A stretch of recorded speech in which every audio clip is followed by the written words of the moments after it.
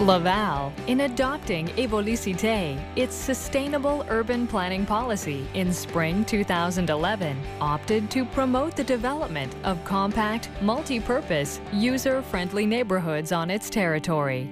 Such a sustainable urban planning policy obviously depends on the existence of efficient public transit infrastructures that can stimulate this process, designed to increase the density and diversity of the built environment.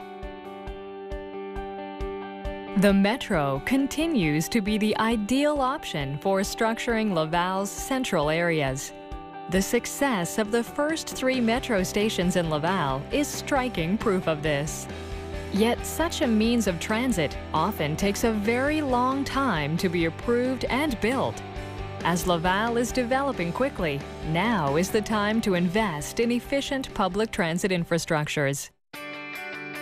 An aerial tramway or urban gondolas might help speed up the Feasibility process. Cable car transportation is far from new, but it has traditionally been used for tourist or sports activities, on ski slopes, for example. For the past few years, however, all over the world, a number of projects have been planned and implemented using cable car technology to provide efficient mass transit service in an urban environment.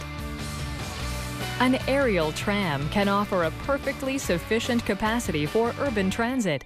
It can transport up to 6,000 transit users per hour per direction. The cars, which can carry from 10 to 40 passengers, depending on the model, arrive at the station with such regularity and frequency that waiting time is virtually eliminated. An aerial tram is a reliable means of transportation that has stood the test of time in winter weather. In addition, the cars are wheelchair accessible and can also accommodate strollers and bicycles. Powered by electricity, an aerial tramway is a silent, environmentally friendly means of transportation that produces no greenhouse gases. And lastly, not confronted by the obstacles found at ground level, these transit lines may be built at a much lower cost than other transportation infrastructures, and very quickly at that, with little negative impact on traffic, not only while construction work is underway, but also at the time of actual operations. There are examples of aerial tramways on all continents, and cities of very different types have turned towards this solution.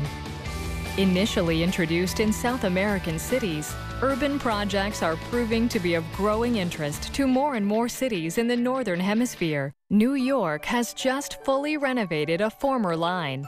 Portland has equipped itself with a futuristic-looking system, and London is in the process of building such a transit link over the Thames River for the Olympic Games. An increasing number of cities have opted for aerial tramways or are seriously considering one. The advantages of an aerial tram are substantial enough to justify an in-depth study of this means of transportation, the choice of technology, the route, the level of service, the architecture of the stations. Everything must be examined and submitted for consultation. The Société de Transport de Laval, in cooperation with Ville de Laval, Agence Métropolitaine de Transport, and Hydro-Québec, will therefore be conducting a feasibility study in order to determine whether, in the near future, it would be appropriate to put such an electrically powered mode of transportation into service in Laval, an aerial tramway, a new means of transit for a new vision of Laval's development. Feasibility, Laval, heading toward urban balance.